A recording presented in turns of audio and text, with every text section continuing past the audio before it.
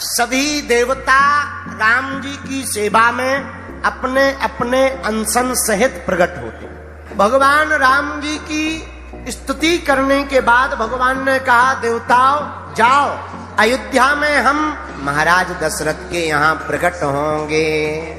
राम जी ने कहा, हम दशरथ जी के यहाँ प्रकट होंगे। तो ब्रह्मा जी ने तुरंत कहा, प्रभु आप अगर दशरथ जी के यहाँ पूर्ण परब्रह्म रूप में प्रकट होंगे तो हम रीछों के राजा जामवंत जी के रूप में प्रकट होंगे। बोलो सीताराम।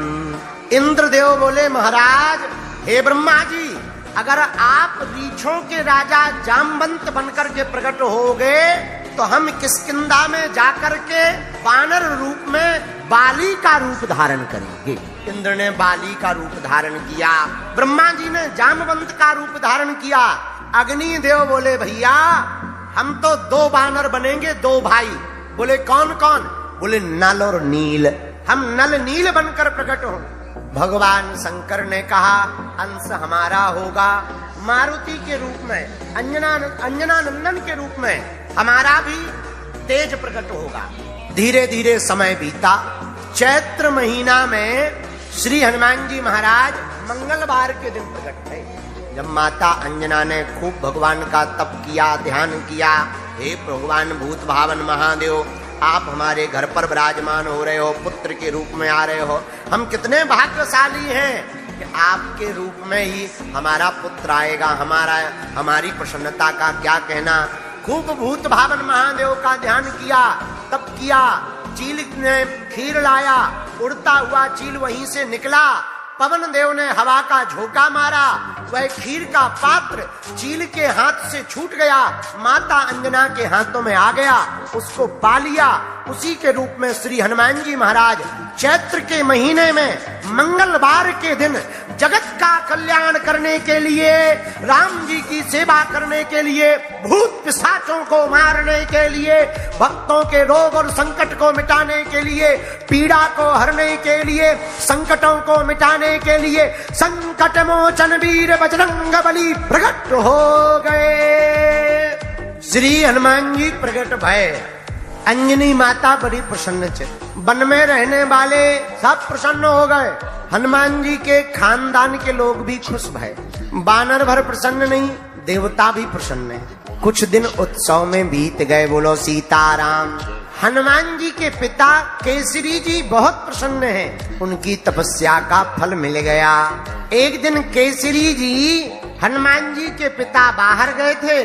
माता ने हनुमान जी को श्रृंगार कराकर पलने में पौड़ा दिया और जैसे ही पलने में लिटाया और माता कुछ काम में व्यस्त हो गई, उसी समय हनुमान जी को भूख लग आई। भूख लगी तो हनुमान जी बड़े ही बचपन से ही चंचल। उसी समय सूर्य भगवान को देखा। हनुमान जी को लगा बहुत बढ़िया बढ़िया लाल लाल फल है। हनुमान जी ने सूर्य भगवान को लाल फल मानकर हनुमान जी महाराज ने एक उचट्टा लगाकर सूर्य भगवान को ब्रेकफास्ट के रूप में खा गए। और जैसे ही मुख में डाला सोई अंधेरा मच गया, हाहाकार मच गया। हाहाकार मचा। उस दिन राहु कृष्ण आ रहा था। राहु को लगा कि हम सूर्य के ऊपर आ रहे थे सूर्य को खाने, लगता है हमारा नंबर किसी और ने ले लिया। और हनुमान जी ने सूर्य भगवान को खा लिया। राहु भागा भागा इंद्र के पास गया। महाराज, सूर्य के ऊपर ग्रहण करने का धर्म हमारा है, सूर्य को खाने का अधिकार हमको है, आपने किसी वानर को कैसे दे दिया? इंद्र देवता बोले हमने तो किसी को नहीं दिया। राहु बोला पे सूर्य भगवान तो खप गए। किसने खाया? बोले एक वानर के छोटे से बालक ने खा लिया। इंद्र देवता नाराज होकर के वज्र लेकर के गए। एक जोर का वज्र हनुमान जी को मारा तो हनुमान जी की हनु यानी ठोडी थोड़ी टेढ़ी हो गई। लेकिन थोड़ी टेढ़ी होते ही हनु में जोर से चोट लगने के कारण हनुमान जी का नाम ही हनुमान पड़ गया। सूर्य भगवान जब छटपटा के बाहर निकले तो मनी मन सोचने लगे, हे भगवान, छोटा सा तो बालक, बताओ इसे भूख लगती है तो ब्रेकफास्ट में हमें खा जाता। हनुमान जी ने सूर्य भगवान को छोड़ दिया।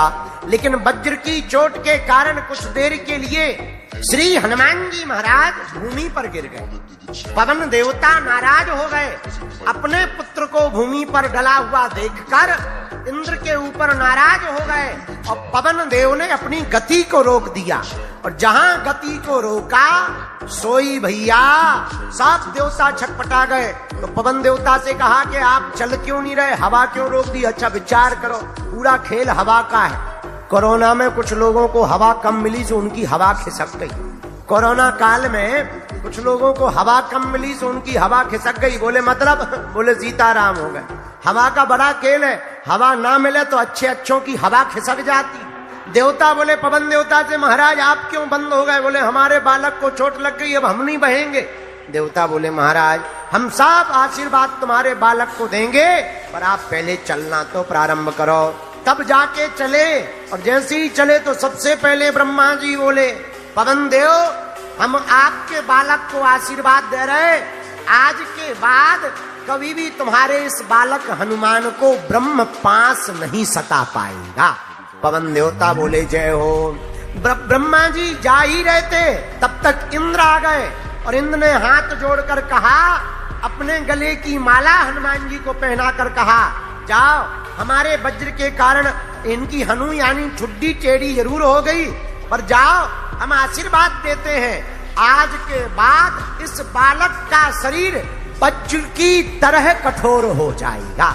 उसी दिन से हनुमान जी का नाम महावीर विक्रम बजरंगी। बजरंगी मतलब वज्रांग की तरह दे, वज्र की तरह जिसका शरीर हो उसे बजरंगी कहते हैं। बोलो सीताराम। जिसका शरीर वज्र की तरह कठोर हो उसे बजरंगी कहते। और हनुमान जी के नाम में महावीर, हनुमान जी वीर नहीं है, क्या है?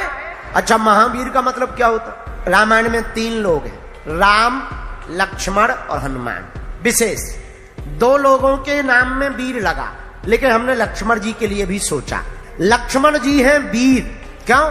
कभी युद्ध से पीछे नहीं हुए। जो कभी युद्ध से पीछे ना हो वो वीर कहलाता है, लेकिन जो कभी युद्ध हारे ना वो रघुवीर कहलाता है। जो युद्ध में पीछे ना हो वो वीर कहलाते हैं, जो युद्ध में कभी हार को प्राप्त ना करें वो रघुवीर कहलाते हैं, जो युद्ध को ही पूरा पलट डालें उन्हीं को महावीर कहलाते हैं, उन्हीं को महावीर कहा जाता है। इंद्र देवता जैसे ही गए तब तक सूर्य भगवान आ गए। सूर्य भगवान आए, बोले हम तो इनसे बहुत डरते हैं। बोले क्यों? बोले बताओ, जब ये हमें ब्रेकफास्ट में खा गए, बड़ी आफत है।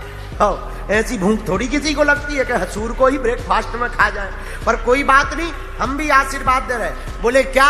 जाओ हमारा आशीर्वाद है कि यह बालक बड़े होकर के, हमारा नाम है सूर्यदेव, हम है भास्कर, ज्ञान के देवता, हे पवन जाओ, आज के बाद यह बालक तुम्हारा इतना ज्ञानवान होगा कि इसके ज्ञान का कोई सामना नहीं कर पाएगा। हनुमान जी विद्यावान हैं, ज्ञानियों के सागर हैं। ये किसने वरदान दिया? आहा, सूर्य भगवान ने वरदान दिया। सूर्य भगवान चले गए, तब तक वरुण देवता आए। उन्होंने कहा हम भी वरदान देते हैं हनुमान जी को। कौन सा? जाओ आज के बाद यह बालक थल में तो चमत्कार दिखाएगा ही, नभ में तो चमत्कार पवन देवता की कृपा से दिखाएगा। थल यानी पृथ्वी में चमत्कार राम जी की कृपा से दिखाएगा, पर जाओ यह बालक का जल में भी बाल बांका नहीं होगा। अब तब तक 5वें देवता आ गए। कौन? यक्षराज कुबेर। हम भी इसको वरदान देते हैं। क्या? ये कभी युद्ध में पराजय नहीं होंगे, इसलिए हनुमान जी कभी भी युद्ध में पराजय नहीं हुए। तब तक भगवान शंकर प्रकट हो गए। हम भी इसको आशीर्वाद और वरदान देते हैं। क्या? कभी भी हमारे द्वारा प्रेरित मंत्र के अस्त्र शस्त्र इस बालक पर नहीं चलेंगे, और किसी को भी रुद्रपास शिवपास का बंधन पड़ा हो, उस बंधन को खोलने की क्षमता हनुमान जी में आ जाएगी। तब तक देव ऋषि नारद जी प्रकट हो गए। हम भी इस बालक को वरदान देना चाहते हैं। क्या? जाओ आज से यह बालक तीनों लोकों में बिना किसी रोक टोक के जा सकता है। बोलो सीताराम।